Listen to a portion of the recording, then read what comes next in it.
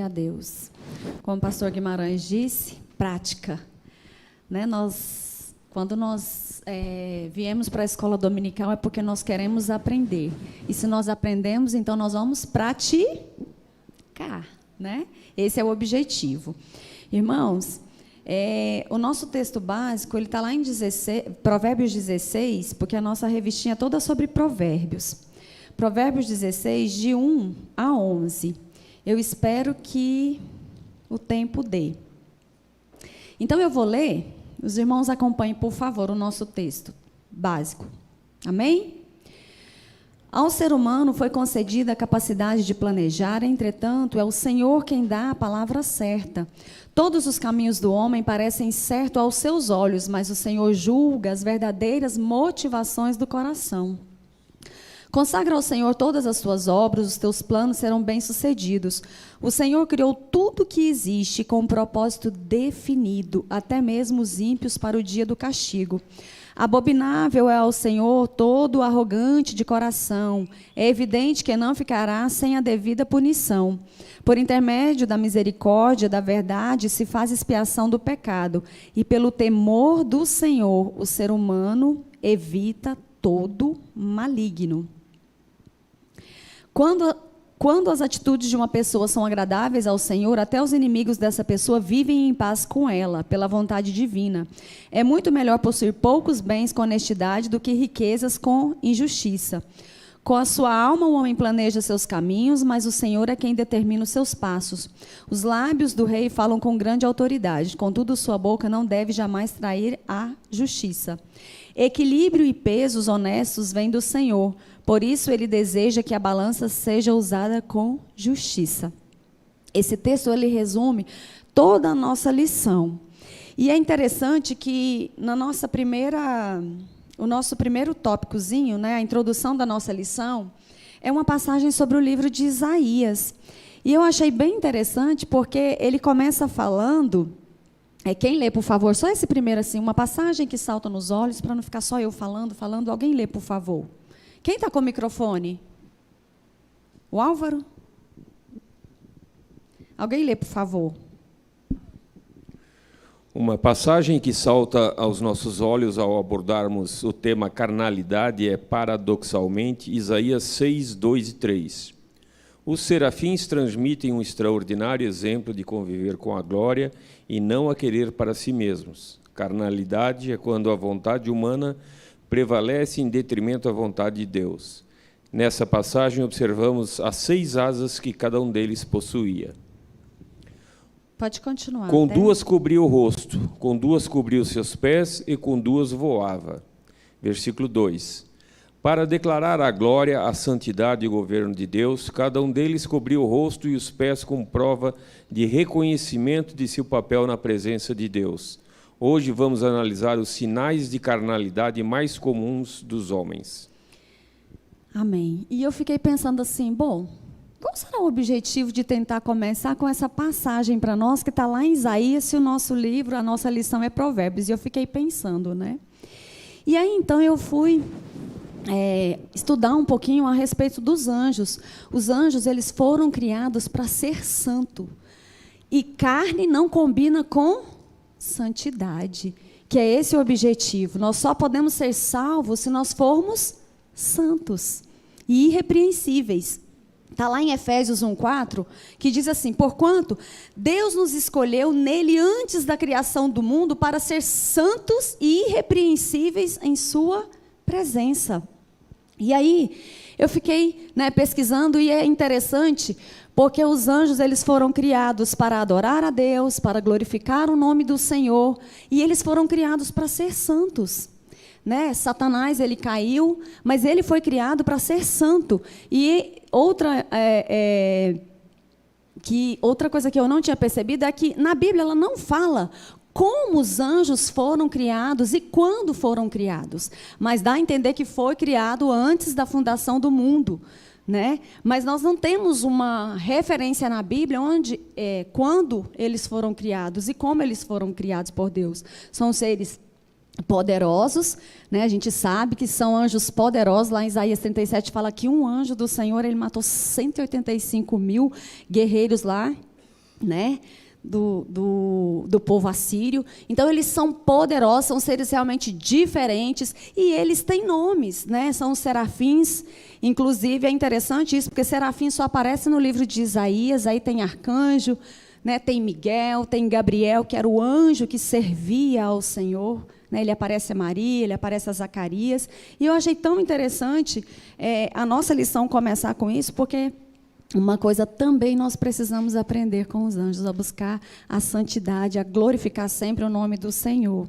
Amém? E aí a carne precisa estar bem longe disso. Então, vamos lá. O nosso primeiro tópico é preconceito. E aí, quando eu vi essa lição, eu falei assim, gente, mas parece que preconceito é uma coisa assim, que dentro da igreja, principalmente, não deveria de forma alguma existir, mas infelizmente existe. Né? Existem as preferências, existe a questão, né, do preconceito, porque senão não estaria aqui para nós estudarmos. Tanto que Jesus também ele vai falar muito a respeito do preconceito, e nós vamos ver mais à frente. Então, o que é um preconceito? É um pré-julgamento que eu faço, né? De alguém, eu expresso com palavras, eu expresso com comportamento, com os meus sentimentos. Então, é realmente algo que nós precisamos trabalhar no nosso coração. Mas eu vim assim, confiante de que aqui nessa igreja, as pessoas que estão aqui, os que estão nos assistindo, não tem preconceito algum, nós somos top. Não é verdade? Amém? Se tem hoje, vai cair por terra. Porque nós fomos criados à imagem e semelhança de Deus. Né? Nós não podemos achar que alguém é melhor do que outra pessoa por uma posição social, né? Ou porque a pessoa tem mais conhecimento de algo. Nós somos imagem e semelhança de Deus. Todos nós estamos na mesma categoria ali para Deus. Não existe separação. Né? E o preconceito, ele deve ser repudiado pela igreja. Né? Nós precisamos ser conhecidos como a igreja do amor, como a igreja que realmente acolhe. A dignidade do ser humano não está naquilo que ele tem, né? Mas naquilo que ele é, naquilo que ele vai se tornando. Então, no nosso coração não pode hospedar esse tipo de sentimento, né? Esse preconceito, seja de ordem cultural, racial, social ou religiosa, porque nós todos, né, nós procedemos da mão do Altíssimo Todo-Poderoso. Não existe nada diferente para Deus em relação a nós. E, ao invés do preconceito, nós devemos realmente dispor em amar, né, o próximo. E é interessante que o racismo, ele está enraizado. Vamos ler aí o primeiro... Vou ler, tá bom? Preconceito, uma estrada traiçoeira. É típico do ser humano ser preconceituoso. A Bíblia condena claramente esta forma de carnalidade. Ou seja, ser preconceituoso é da carne. Nós precisamos, né? Como eu disse, eu acho que ninguém aqui tem isso, mas quando nós virmos, tentar conversar, né, esclarecer para as pessoas. Às vezes a gente vê isso, vê na televisão, né? Eu, particularmente, assim, não convivo ou não sei, né, se tem alguém preconceituoso perto de mim, mas nós precisamos realmente estar atento ao que nós falamos. E é interessante que os judeus, eles eram preconceituosos. Contra quem? Samaritanos, né? Na época de Jesus havia um racismo terrível que vigorava lá naquela época. Então os judeus eles não entenderam que Deus ele havia separado aquele povo, havia separado aquela nação, né, um povo escolhido, mas para eles serem canais de bênção na vida das outras pessoas. Não. Eles internalizaram que a salvação era somente para eles, só eles poderiam ser salvos, só eles eram santos e que só eles eram especiais e superiores. Nós vimos isso nas passagens. E eles se achavam tão superiores que eles não se relacionavam socialmente com os samaritanos ou com os gentios, porque eles se achavam superiores. E outra coisa, eles até negociavam e às vezes até extorquiam, porque eles se achavam superiores, eles achavam que eles tinham mais direito do que as outras pessoas. Então, na época de Jesus, esse racismo ele havia se desenvolvido particularmente com esse povo samaritano, que foi uma raça, né, que ela se deu quando o povo de Deus foi levado para a Babilônia, 600 anos mais ou menos antes de Cristo. E então, os babilônicos trouxeram outras pessoas e o povo judeu também foi, houve essa miscigenação, né, de raça. Então, criou-se essa raça dos samaritanos. E eles importunavam, né? Os judeus importunavam esses samaritanos, falando que eles, né, não eram boa gente, que só eles poderiam ser salvos. Então, isso era um tipo de preconceito, né? Era um racismo. E Jesus nos ensina que isso deve ser realmente combatido, porque Jesus veio para todos, veio para salvar a todos. Né? E Paulo também ele sofre isso, né? Quando ele sai para pregar a todas as nações, a todos os gentios, foi uma confusão muito grande, porque os primeiros cristãos judeus eles achavam que só eles poderiam ser salvos. Então ele sofreu muito preconceito, muita perseguição ao pregar o evangelho para as outras pessoas. Ele era constantemente perseguido, porque eles achavam inadmissível outras pessoas serem salvas, a não ser os judeus. Eles não achavam, né, que essa salvação poderia ser concedida para as outras raças, para as outras nações. E a solução para isso é realmente o nosso Senhor Jesus Cristo, né, enraizado no nosso coração, na nossa mente, para que nós possamos vencer esse tipo de sentimento. E entender, né, que todos nós, somos e viemos de um povo decaído, que somos realmente, como é que fala? Necessitados da graça e da misericórdia de Deus. Amém? Eu estava vendo uma pregação, certa vez, de um pastor que eu gosto muito, que é o Augusto Nicodemos. E eu fiquei assim impressionada de ele falar que ele morou um tempo lá na África do Sul e na época do apartheid, ele disse que lá na África existiam cidades dos brancos, cidades dos negros e dos mulatos. E aí lá eles chamam de townships, que eram a cidade dos brancos, cidade dos mulatos e cidade dos negros. Então, quando os negros iam fazer algum serviço na cidade dos brancos, se tivesse branco na fila, o negro tinha que sair para dar lugar. E eu pensei, gente, que coisa horrível que um ser humano pode fazer com outro ser humano.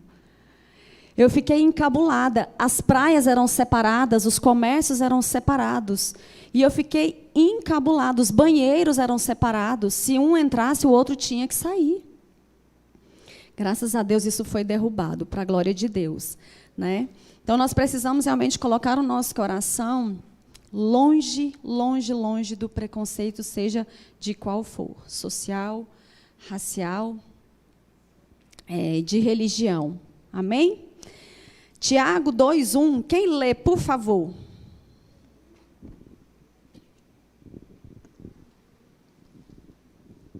Tiago 2:1.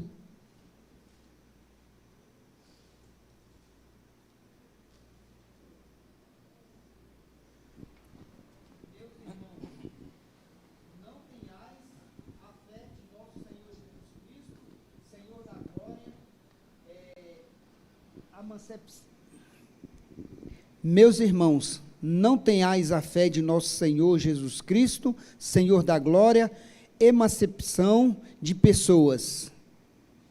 Só até aí. Tiago fala para não fazermos acepção de pessoas, porque Jesus não faz. Então, o preconceito ele é um pecado, porque nós acabamos julgando uma pessoa quando nós temos preconceito. E nós não temos esse direito. Amém, igreja? Aproveita que o pastor Guimarães está e vamos ler. As aparências enganam.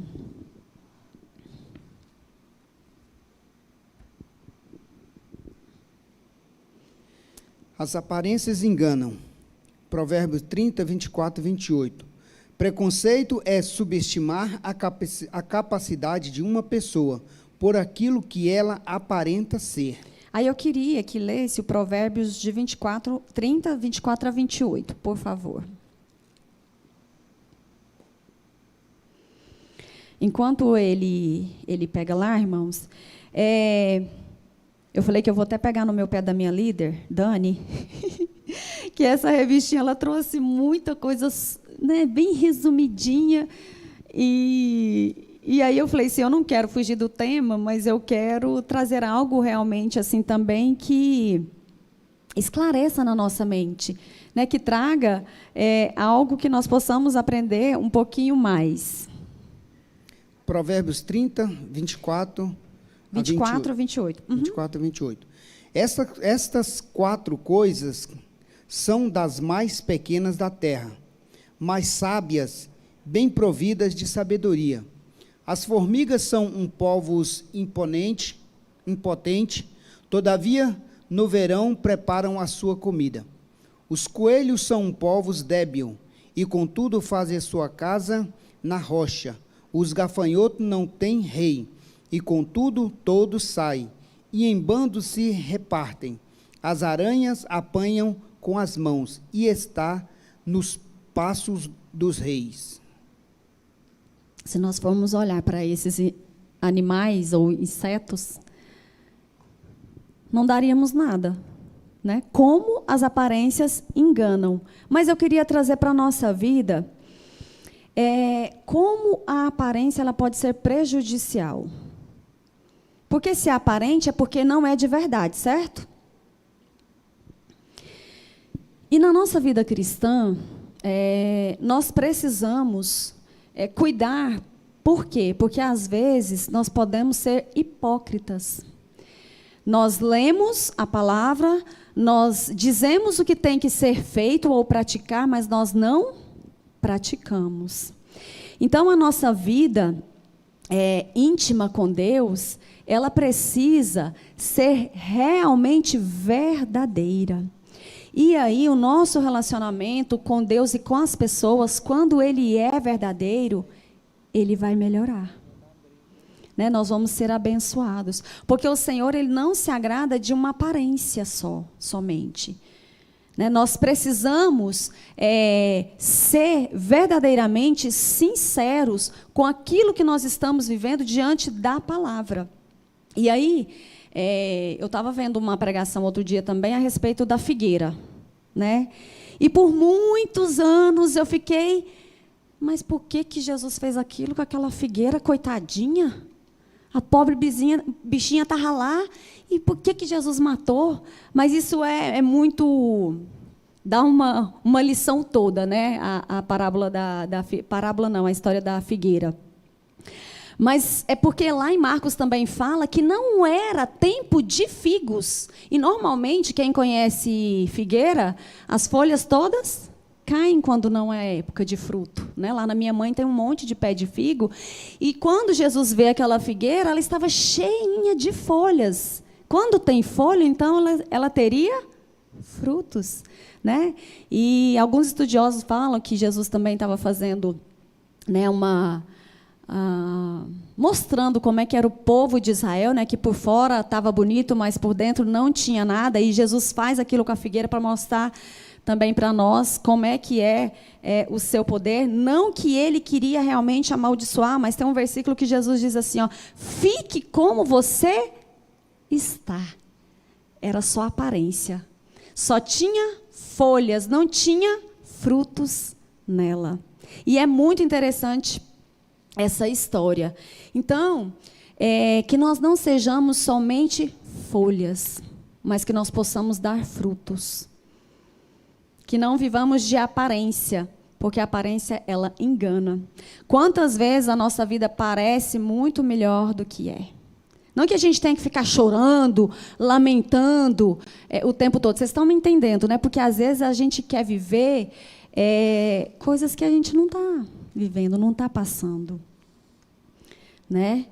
Renata, sim. Quando eu li esse versículo aqui, na realidade eu não entendi nada, parece que estava tão desfocado, mas agora eu estou entendendo, porque a Bíblia compara a formiga, ela diz que as formigas são frágilzinhas, né? Mas só que elas são sábias. E força. No verão, ela prepara seu alimento para no inverno, na hora de dificuldade, ela está preparada. É tanto que a Bíblia fala, vai ter com a formiga ao preguiçoso. É verdade. Né? Que ela é pequena, mas nos ensina. E o coelho, ele é débil, mas só que ele é sábio, ele constrói a sua casa na rocha. Né? É tanto que a Bíblia fala para nós também, pegar exemplo com eles. A Bíblia diz, o homem prudente constrói a sua casa sobre a rocha. É verdade. E por isso que eu falei, né? Se a gente for olhar para a formiguinha, ninguém dá nada para ela. Mas quem já viu um formigueiro e o tanto que ela carrega nas costas, né? Então, assim, a aparência dela engana. E quantas vezes também, né, irmãos, nós estamos desprovidos de frutos. E o Senhor Jesus, Ele não quer isso de nós. O Senhor Jesus, Ele quer que nós sempre estejamos sempre cheios de frutos. Porque quantas pessoas se aproximam de nós tão carentes, né, de ouvir a palavra do Senhor, e às vezes nós estamos secos, nós não temos uma palavra, né, de amor, de esperança para dar para essas pessoas. Então, que quando as pessoas se aproximarem de nós, que nós possamos estar cheios de frutos. Né, que nós possamos ter a força e o vigor da formiga para trabalhar, né, na obra do Senhor. E eu queria que lêssemos também Mateus 7. Alguém lê, por favor, Mateus 7. Porque para estarmos longe da carnalidade, a nossa vida espiritual precisa estar top. Mateus 7. Jesus vai nos alertar das aparências. Mateus 7, 21, 23. Quem lê, por favor? Samuel.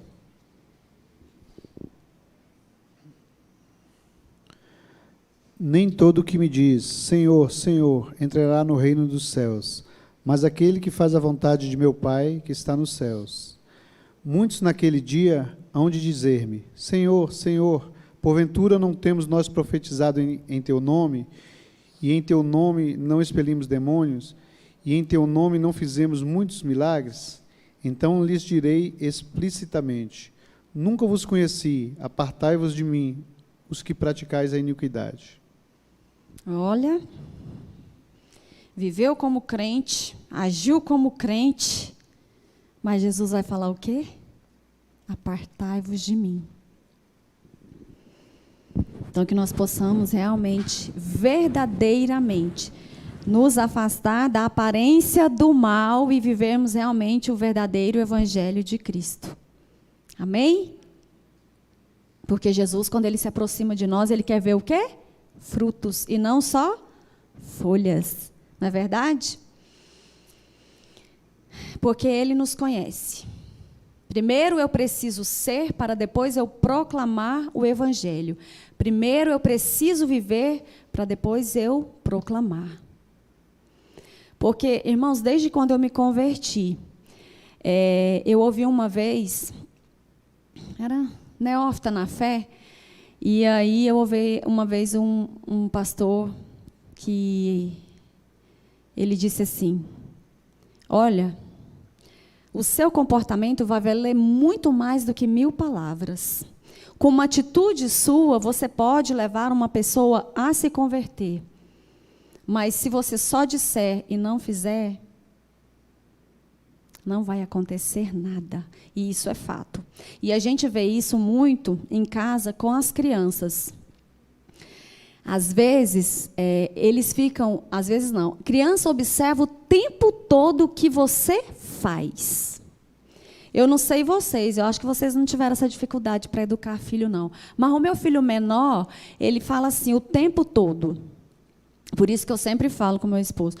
Tudo aquilo que nós dissermos para eles, nós precisamos cumprir. Porque o mais novo, ele é atento a tudo. O mais velho pode até ser, mas ele fala menos do que o menor. Mas o menor é assim, mas você disse isso, você não vai fazer?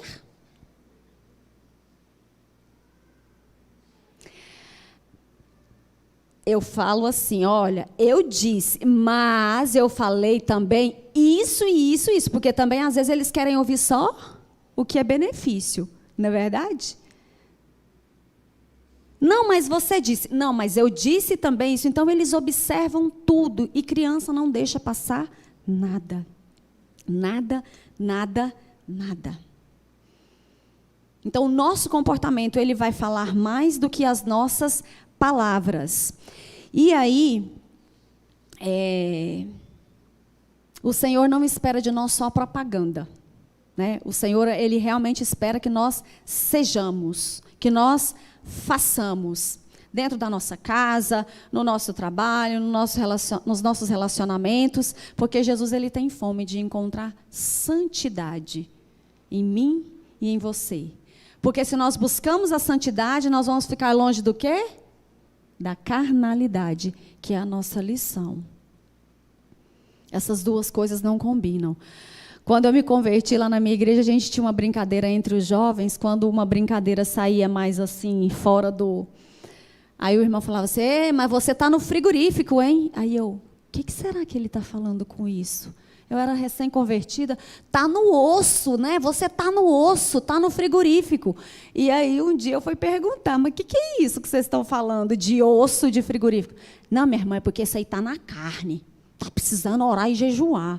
Eu, tá. Então, de vez em quando a gente fala, eita, meu irmão, está no osso? Né? Nós fujamos desse osso e buscamos realmente a santidade, né? A generosidade, a piedade, as obras que glorificam o nome do Senhor. Nós realmente tenhamos uma vida digna do Evangelho do nosso Senhor Jesus Cristo, porque nós vamos fugir da falsa aparência.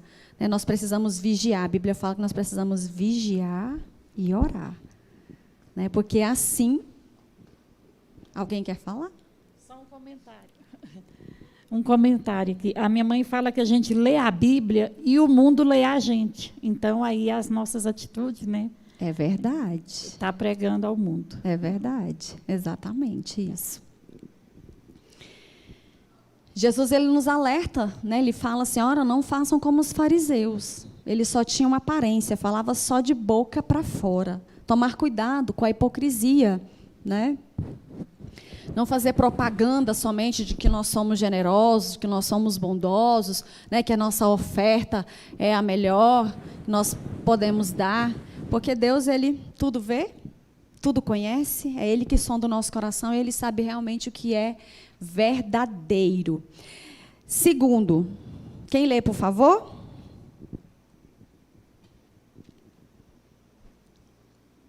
Segundo... Vamos, gente, vamos participar, senão nós vamos dormir na aula.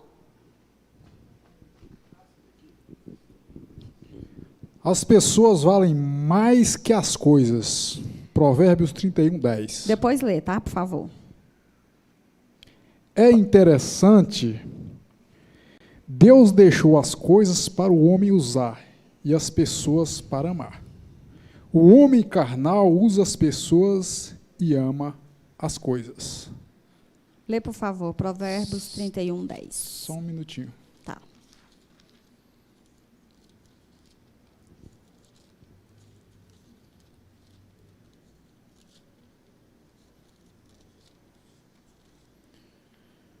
Provérbios 31, versículo 10. Diz assim: mulher virtuosa, quem a achará? O seu valor muito excede o de finas joias. Bom, tanta mulher, mas vou puxar agora para os homens também. Homem também, tá difícil de achar um valoroso. As irmãs aí que tem, né, dê valor. E as que não tem, ore para Jesus colocar um homem valoroso aí. Irmãos, porque eu vou te falar, eu atendo mulheres, muitas mulheres, e tá difícil. Esse artigo está difícil no mercado, viu? Mas valorosos. Tem muitos. Mas valorosos, né? Homens de respeito, que valorize, que dê valor, está difícil. Né? E quando você for orar, se tiver solteira, peça ao Senhor, Jesus, me dá um homem valoroso. Eu falei assim, essa revistinha, esse versículo puxou só para as mulheres, eu vou puxar para o lado dos homens também. Mas eu queria falar desse valor, até uma mensagem que eu já trouxe aqui uma vez a respeito de um homem que ninguém dava nada por ele. Nada, nada, nada. Hoje nós somos mais de 7 bilhões de pessoas no mundo. Pessoas de diferentes raças, né? Tribos e nações, rico, pobre. Mas o Senhor, Ele sabe distinguir você, dentre esses 7 bilhões ou mais de 7 bilhões. Jesus distingue a mim e a você. E essa passagem do homem de Gadara, para mim, é valiosíssima, porque aqui nós vemos o quanto Jesus dá valor às pessoas. Um homem que a sociedade já tinha excluído, que ninguém queria mais ou poderia conviver com ele, porque ele era agressivo. Um homem totalmente excluído e considerado um lixo. E Jesus, depois de muito trabalhar, de muito pregar, ele atravessa um lago, né, que as pessoas falam de mar, e vai até esse homem resgatar essa vida preciosa para ele. Preciosa. Não existe ninguém perdido para Deus. Nós somos valiosos para o Senhor Jesus. Jesus veio para todos. Todos, todos, todos. Paulo diz lá em Efésios 5:1 que Cristo me amou e a si mesmo se entregou. Samuel? Isso que você falou é tão interessante. Não existe ninguém excluído para Cristo. Só que Cristo conhece os nossos corações, Ele conhece a cada um. Talvez aquelas pessoas ali tinham até medo de chegar perto desse homem. Mas Jesus, se Deus vê a possibilidade no coração da pessoa, se tem alguma coisa ali que só Deus realmente pode conhecer, que tem chance de salvação, Deus envia alguém, Ele vai pessoalmente. Se existe uma pessoa com possibilidade de salvação, Deus resgata. E Deus também conhece aqueles que realmente não querem, não tem jeito. Infelizmente, esses ficam à sua própria sorte. É verdade. Aqui no nosso texto básico, consagra ao Senhor todas as tuas obras e os teus planos serão bem-sucedidos. Não é esse que eu queria dizer. Cadê?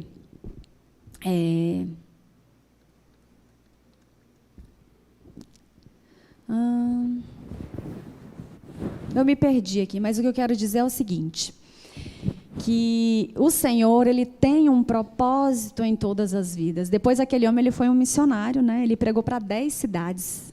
Né? Decápolis eram 10 cidades que ele foi pregar. Mas o interessante é o valor realmente que Jesus dá para aquela vida, de mostrar. Porque uma pessoa daquele jeito, quando nós lemos, eu acho que nenhum de nós, eu acho que teria coragem de chegar perto dele. Mas Jesus foi lá, com todo o seu amor, porque Ele veio para isso, para resgatar esses perdidos. Então, a reflexão que nós devemos sempre fazer em relação as pessoas valem mais do que coisas, eu quis trazer também uma passagem que está lá em Mateus 6. Quem lê, por favor, Mateus 6.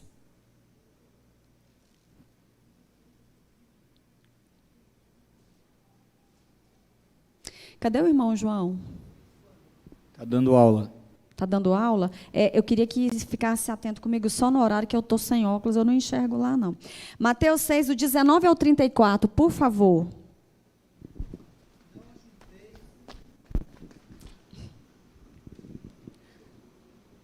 Não ajunteis tesouros na terra, onde a traça e a ferrugem tudo consomem, e onde os ladrões minam e roubam.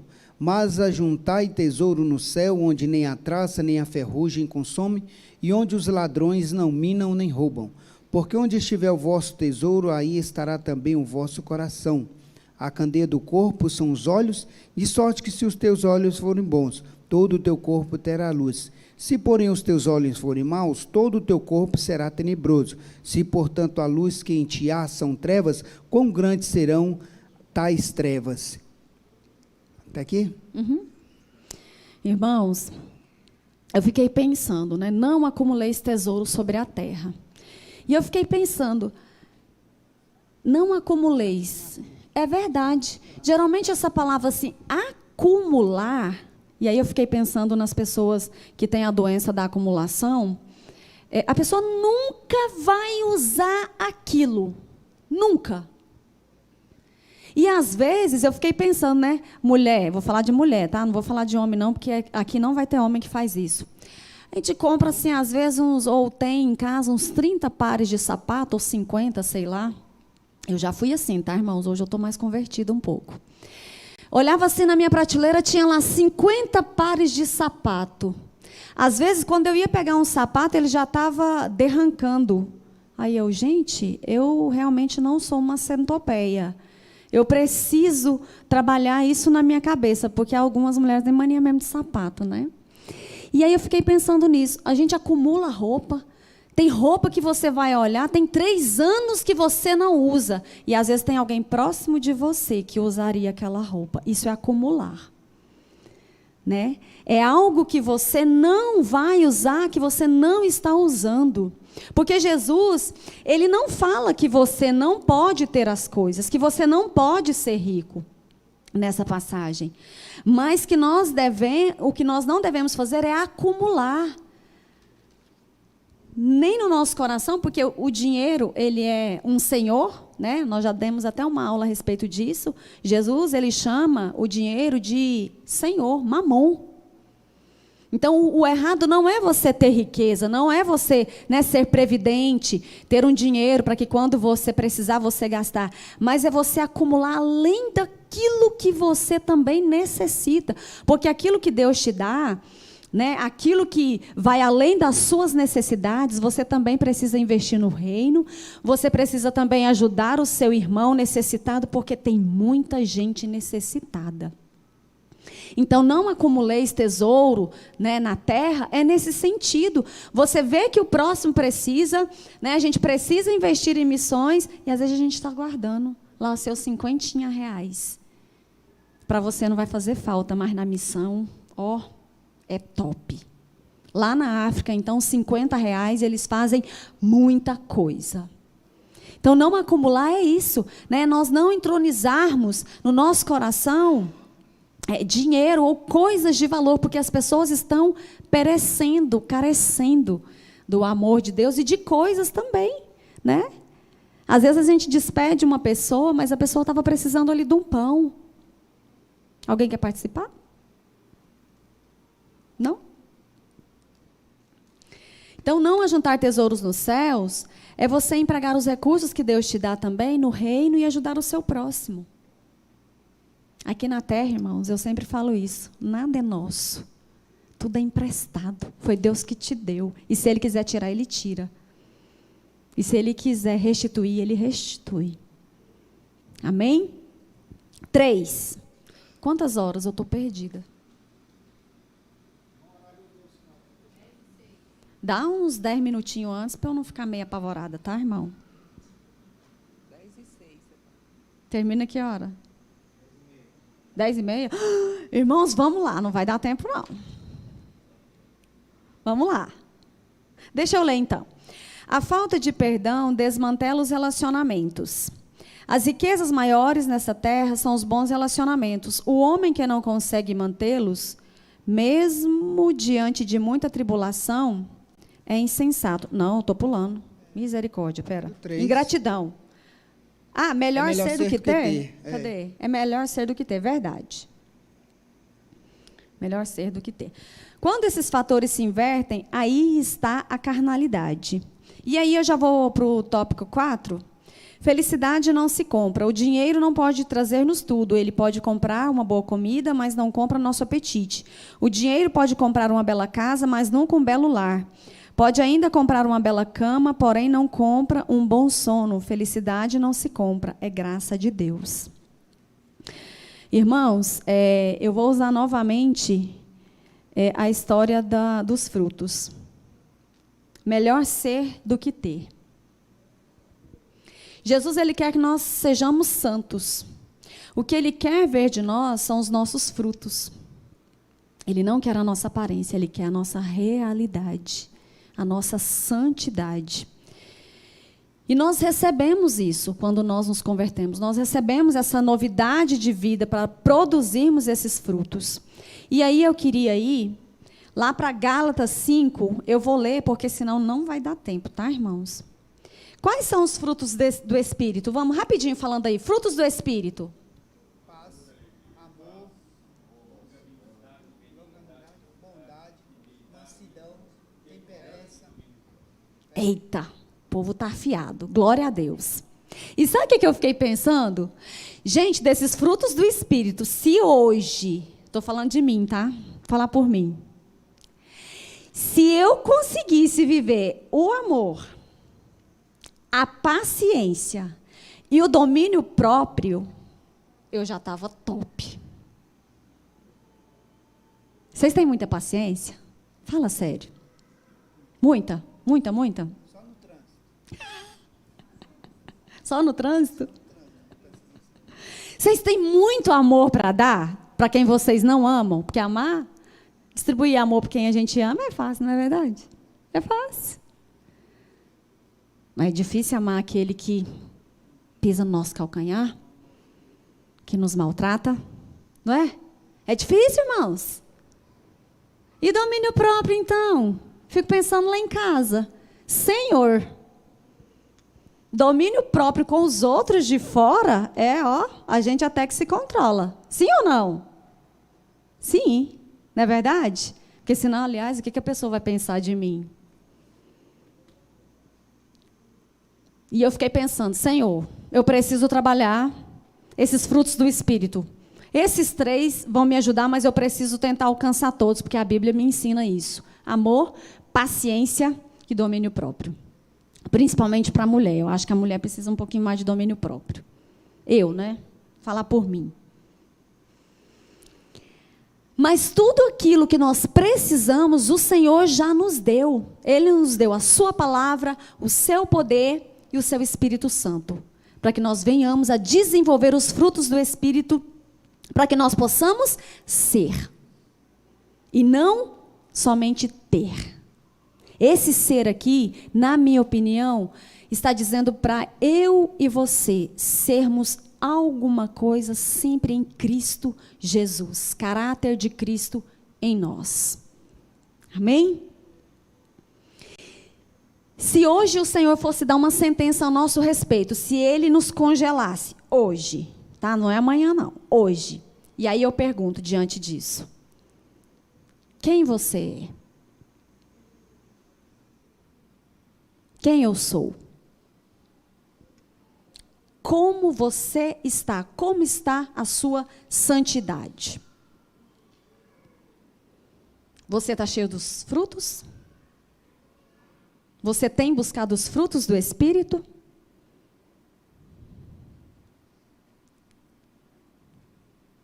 Eu vou dizer bem a verdade, eu preciso melhorar muito, tá, irmãos? Rapidinho, por favor, Colossenses 3:8. Porque a vida do cristão, enquanto alguém procura, ela precisa estar sempre despojando e revestindo. Despojando e se revestindo. Para eu ser em Cristo, eu preciso me despojar e eu preciso me revestir. Colossenses 3:8, por favor.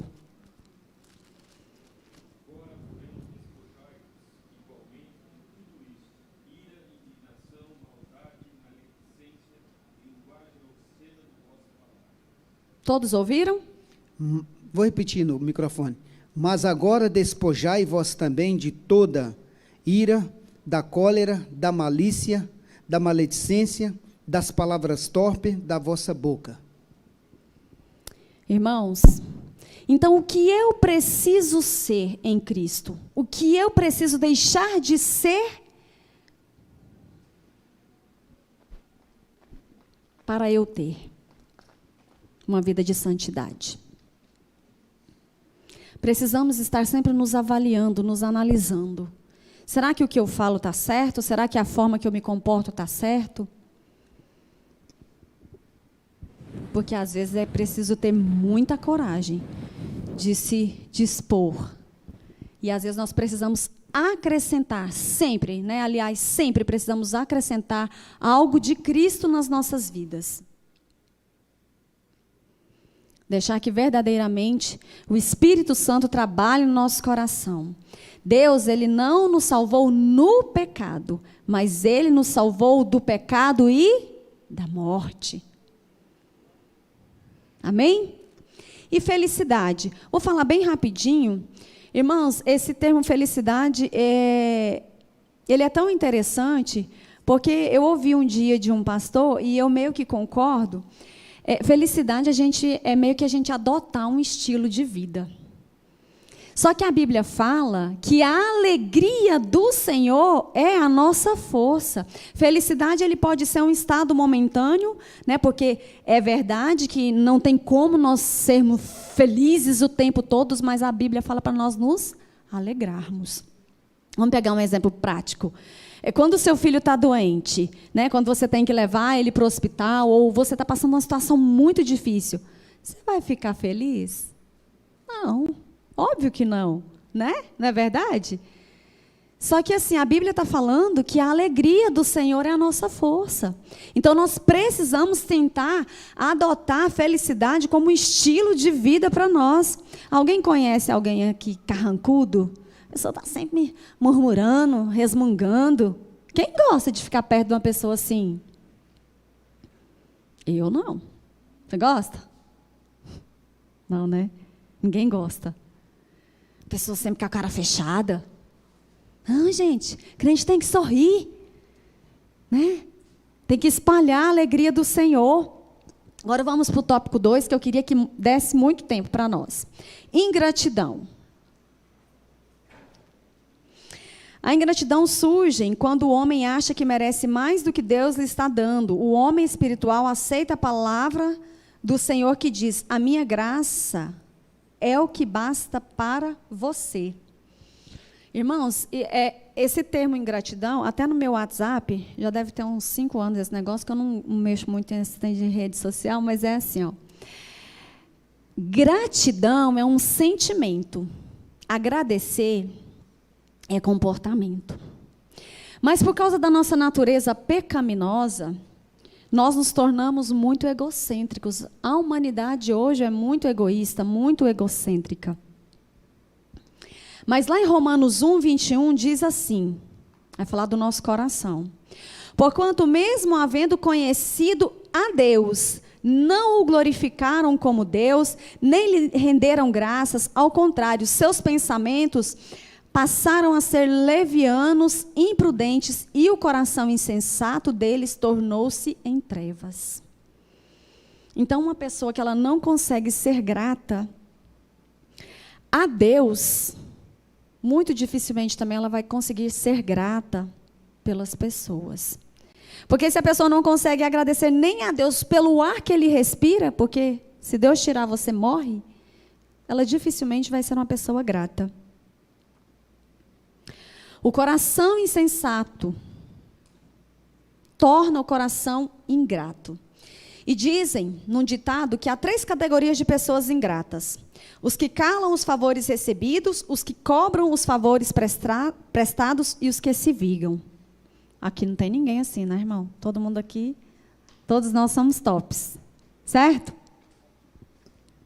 Às vezes nós ajudamos alguém, né, abençoamos a vida de uma pessoa e a pessoa vai e é ingrata. A irmã. Os que calam os favores recebidos, os que cobram os favores prestados e os que se vingam. Quem já viveu uma experiência que você ajudou muito a pessoa e a pessoa foi muito ingrata com você? Todo mundo, né? Mas aí como é que fica o seu coração? Só de joelho. É verdade. Aí, irmãos, a gente vai, que eu falo assim, as pessoas que geralmente abençoam outras pessoas, eu falo que são pessoas também que gostam de servir, que têm um dom de servir. Né? Eu sirvo a pessoa, mas com aquele objetivo de não querer algo em troca, porque às vezes a pessoa não tem nada mesmo para me oferecer, mas também não precisa sair falando. Né? Não ser ingrato, não ser injusto, falar mal de você. E eu ia ler, mas eu não vou ler porque não vai dar tempo, mas eu queria trazer para nós a história dos 10 leprosos. Vou resumir a história. 10 leprosos, eles foram curados. Mas só um voltou para agradecer. Então, assim, às vezes, muitas bênçãos que nós recebemos, nós não agradecemos, nós esquecemos. Às vezes não é nem ingratidão, ou é, mas às vezes nós esquecemos de agradecer a Deus pelas bênçãos. E esses 10 leprosos, Jesus fala assim, vai lá no sacerdote e vejam se vocês podem começar a circular. Enquanto eles estavam indo, a cura foi feita. Só um voltou e glorificou e se ajoelhou diante de Deus. E o mais interessante, esse um, ele era o quê? Quem lembra? Samaritano. Samaritano. Ele voltou para agradecer a Jesus. Ele teve gratidão no seu coração. Eles foram curados da lepra, os outros 9. Mas da ingratidão, não. Então, Jesus usa essa história dos 10 leprosos para nos ensinar a respeito da gratidão e da ingratidão. Porque Jesus, ele pergunta, 10 foram curados, mas só você voltou? Porque Jesus sabia que eles tinham sido curados. Deus não dispensa bênção sem saber para quem é, não. Não é verdade? Jesus já sabia que eles tinham sido curados. E Jesus pergunta, só você voltou? Só você foi grato? Que nós, irmãos, eu tenho feito essa oração lá em casa, no nosso cultinho, e todos os dias eu tenho assim, Jesus, obrigada por este dia. Parece que é tão repetitivo, mas é no sentido assim, Senhor, obrigada porque eu acordei, porque eu comi, porque o Senhor cuidou de mim, porque o Senhor me deu livramentos. Irmão, você já passaram situações assim? Hoje, literalmente, eu vi a mão de Deus cuidando de mim? Vou contar só rapidinho. Olha o tempo. Um dia eu fui buscar meus filhos na escola, e lá em Águas Claras tem 2 avenidas, uma que sobe e uma que desce. E aí eu estava numa ruazinha que atravessava a avenida que desce. E perto tem um quebra-mola. E eu literalmente não vi o carro que estava descendo a avenida. E vai eu, zum. Irmãos, foi segundos que depois eu falei assim, o anjo do Senhor parou o meu carro, porque na minha cabeça, eu falei assim, eu vou descer para ver o estrago que eu fiz. Foi tão rápido que a mulher parou na frente do meu carro. Eu ia estraçalhar ela, porque eu queria atravessar a avenida, já que não vinha carro nenhum, e lá é muito movimento, e eu queria atravessar rapidinho. Mas eu nunca vi, eu nunca vi um anjo parar tão rápido um carro. Eu já desci e falei, vou ver o que sobrou da mulher, porque eu ia pegar ela de frente. Ela parou, desceu o vidro do carro e fez assim para mim.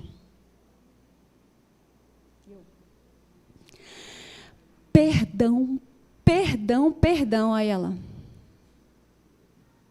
Aquela carinha também, irmãos, falou assim, Jesus, ainda bem que ela me perdoou e não teve nada, mas aquele dia eu vi o livramento que Deus tinha me dado de não machucar aquela pessoa, porque ela ia machucar muito. Então, gratidão a Deus todos os dias, por você ter acordado, por você ter levantado, por você ter seus braços, suas pernas. Volney.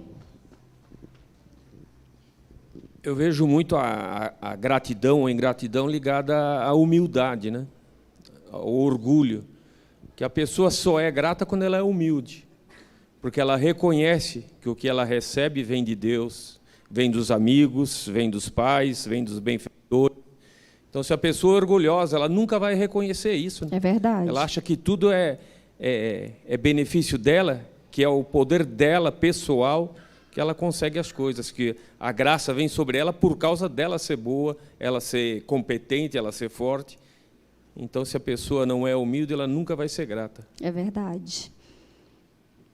É verdade isso.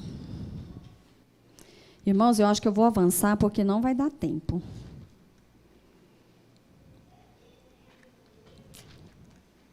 Deixa eu ver aqui o que poderá acrescentar.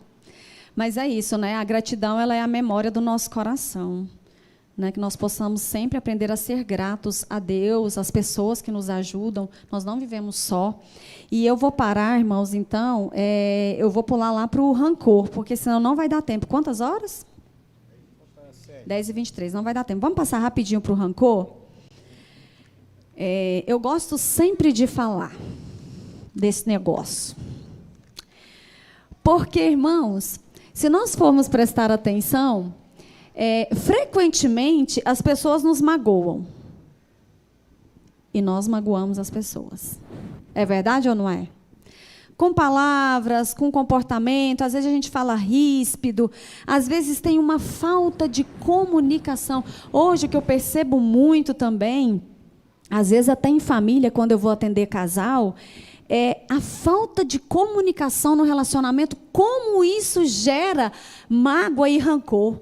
Um fala uma coisa, o outro entende outra, um fala outra coisa, o outro entende e não conversa, não tem diálogo. Isso vai gerando no coração desentendimentos, ressentimentos, mágoas profundas.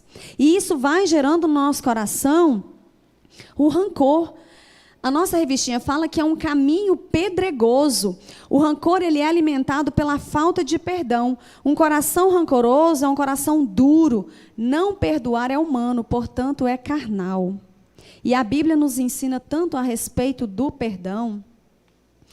E eu conheço, sabe, algumas pessoas assim que parece que esse rancor, essa mágoa, ele parece que é um bibelô que a pessoa guarda dentro do coração, que parece que a pessoa não quer desfazer. A coisa aconteceu há não sei quanto tempo atrás, mas a pessoa vai falar, parece que foi ontem. Meu irmão, quanto tempo tem que aconteceu? Não, tem uns 10 anos. Aquela mágoa virou estimação.